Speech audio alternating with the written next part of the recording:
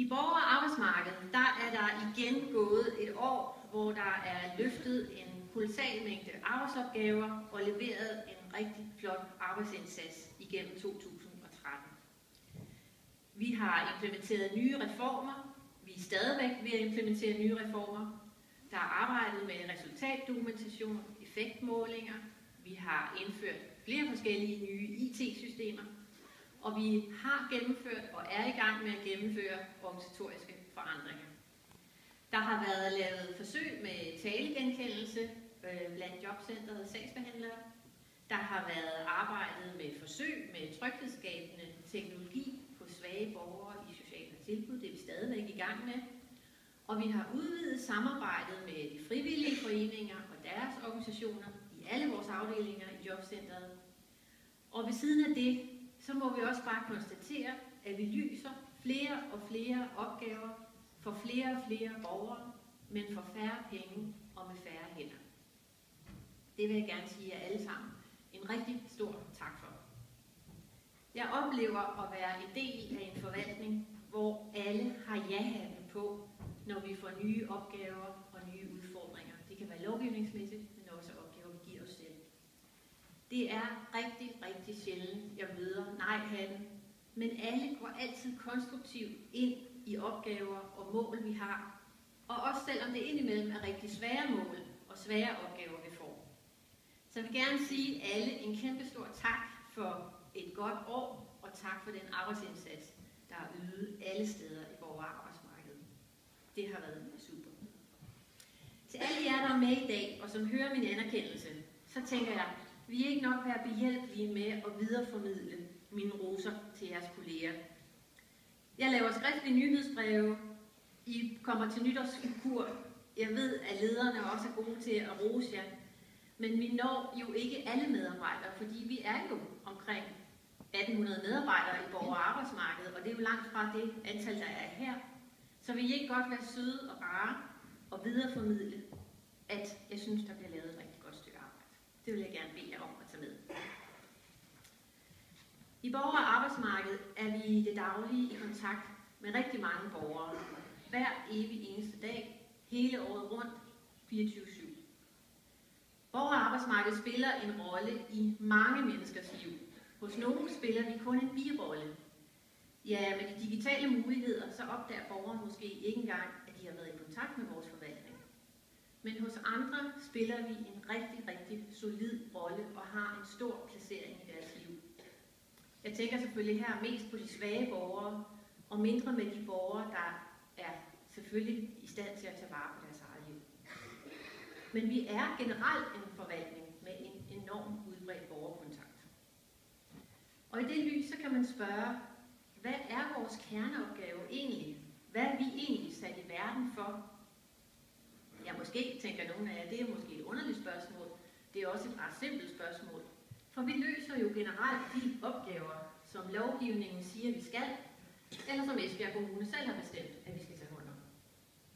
Jeg tror nok, de fleste ledere herinde, de har et svar på, hvad deres kerneopgave er lige der, hvor de leder.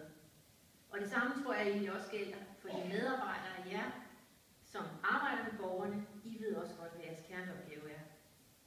Men jeg kunne egentlig godt lide at vide, om man får det samme svar, hvis man spørger rundt omkring individuelt på vores arbejdspladser. Hvad ser I hver især som jeres kerneopgaver? Og er det det samme, I ser? Nogle vil svare, at deres kerneopgave, det er deres faglighed. Det kan være undervisning, det kan være rådgivning, det kan være rengøring. Nogle af de opgaver, som vi har i vores system, hvor vi bruger den faglighed og den faglige baggrund, som vi er uddannet til.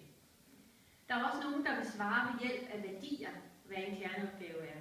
Det kan være god sagsbehandling, det kan være en helhedsorienteret indsats. Nogle af de her værdiord, som vi bruger rigtig meget i det daglige. Og så vil nogle af os andre, vi vil også svare måske med mere abstrakte begreber. Det kan være, at vi siger, jamen vores kerneopgave, det er klargøring til arbejdsmarkedet eller uddannelse. Det kan være støtte til at leve så tæt på det almindelige liv som muligt, eller at opnå selvbetjenende borgere. Altså mere abstrakte terminologier på vores arbejde. Når jeg spørger, hvad vores kerneopgave egentlig er, så er det fordi vi borgere og arbejdsmarkedet i den kommende tid kommer til at drøfte mere indgående, hvad vores kerneopgaver egentlig er, og hvad der er de vigtigste opgaver at løse. For vi er i en tid, hvor der ikke bliver plads til, at vi kan udføre alt det, vi gør i dag, og på samme måde, som vi gør i dag. Vi er nødt til at tænke nyt. Vi er også nødt til at skære noget væk, hvis vi ikke kan finde på nye eller andre, mere billige måder at løse vores opgaver på. Vi står over for nogle store besparelser i de kommende år, og derfor så er vi simpelthen nødt til at arbejde med, hvad vores kerneopgave er, og hvad vi egentlig er sat i verden for. Det at drøfte mere indgående, hvad vores opgaver er, og finde frem til de vigtigste opgaver, det er en drøftelse, som vi ikke kommer udenom i 2014. Jeg tror, I alle sammen godt kan nikke til, at vi har sparet rigtig meget i de sidste år, og vi har faktisk tit gjort det ved hjælp af grønthøstermetoden. Vi har skåret lidt her, lidt der, vi har nedlagt en stilling eller to, der og her. Og det er jo gået med lodder og trisser. Men vi er også nået til et punkt, hvor vi faktisk udhuler vores indsatser og vores kvalitet indefra på den her måde. I stedet for, der er vi altså nødt til at begynde at se mere systematisk på, om der er noget, vi kan skære væk. Jeg er udmærket godt klar over, at det giver altså ballade og trække service eller tilbud væk fra borgere, som synes, de har ret til noget. Det ved vi alt om. Vi kan bare se avisen i dag. Så spørgsmålet er, hvordan holder vi borgeren i fokus og samarbejder med dem? Samarbejder bredt, medarbejdermæssigt, ledelsesmæssigt, samtidig med, at vi skærer noget væk. Det er ikke nogen nem opgave, og det bliver altså en af de allerstørste udfordringer, vi kommer til at arbejde med i 14.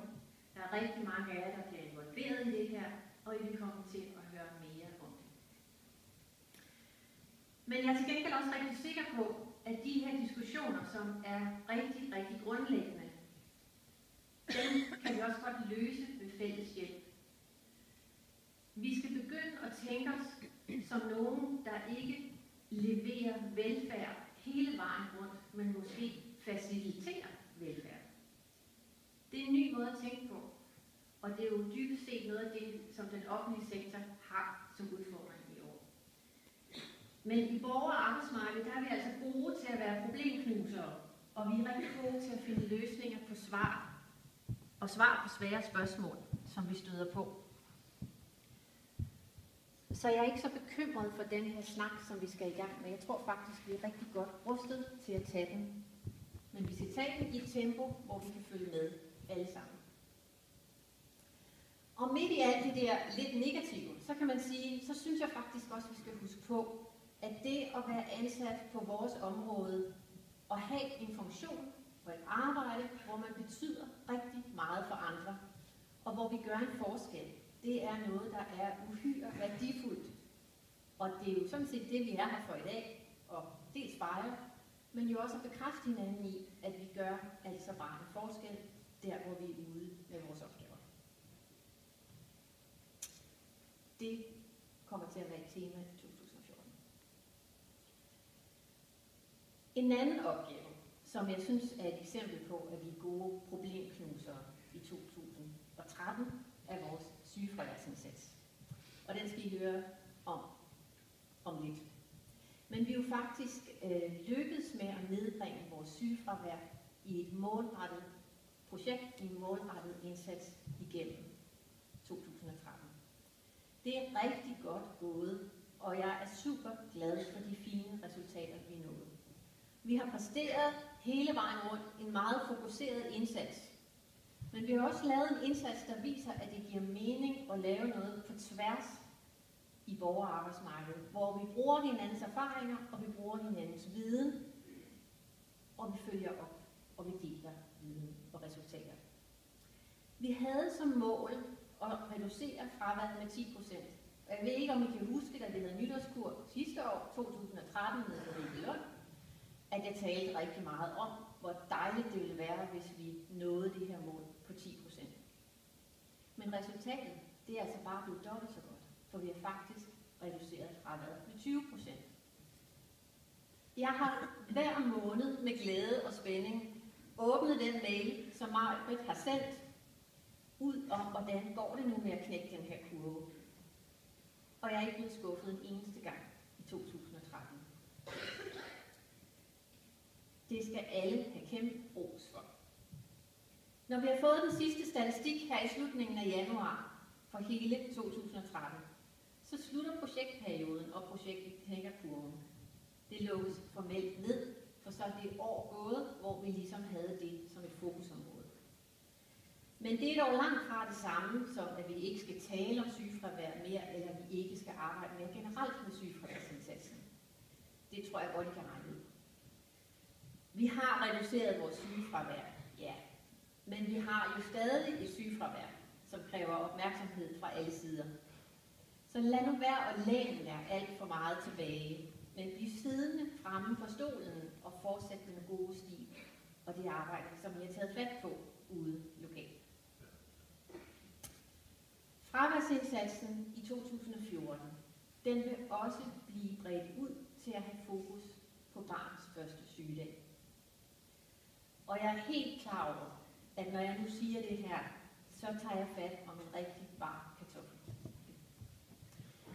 Fordi rigtig mange synes jo, at det er både ret og rimeligt at holde barnets første sygedag. Og det er et gode, som giver fleksibilitet i familier med børn.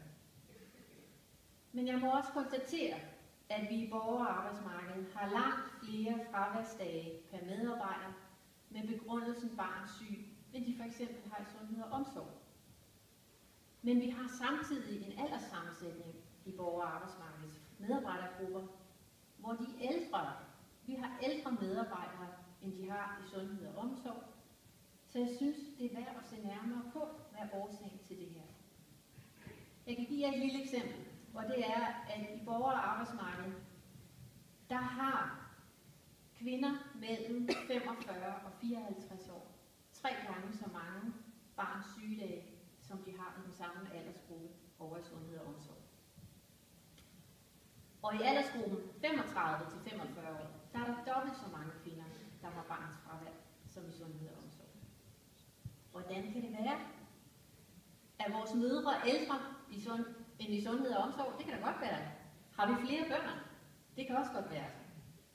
Der kan være rigtig mange gode forklaringer.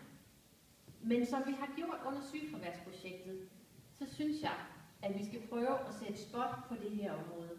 Og vi skal se, om der er nogle gode forklaringer. Og hvis der ikke er nogen gode forklaringer, jamen så må vi prøve at se, hvad kan vi gøre ved det. Jeg vil gerne understrege, og tage nu det her med jer, at det handler ikke om, at man ikke må have barns syg. Det må man gerne. Man har nogle rettigheder, man har nogle regler, og man må gerne have barns syg. Jeg selv har 3 små børn, og den ene af dem har været rigtig meget syg. Så jeg ved alt om, hvor meget man har brug for barns syg. Men stadigvæk, så har vi forpligtelsen til at undre os, og vi har også forpligtelsen til at lede efter svar, når vi kigger ned i vores organisation. Som I kan høre på det, jeg har sagt her, så kalder 2014 på alvorlighed, det kalder på eftertænksomhed, og det er svære emner, vi skal arbejde med. Men vi er også en del af en tid, der kalder på grundighed, stærk professionalisme, og så kalder det på rigtig godt samarbejde mellem ledere og medarbejdere. Og det kan vi heldigvis godt levere i borgerarbejdsmarkedet, og det leverer vi hver eneste dag. Så jeg tænker, at de svære udfordringer, vi har, den skal vi også nok få løst. Det var indgangsbølgen til vores nytårskur. Men som sagt, husk nu, at vi er her, vi er sat i verden for at yde et rigtig godt og konstruktivt stykke arbejde, og det gør vi hver eneste dag. Nu har vi 2 spændende oplægsholdere, der venter.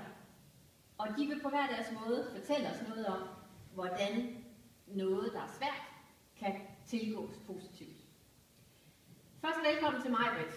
Og Maj-Britt, vil du ikke være sød at komme herop? Og med det, så vil jeg ønske jer alle sammen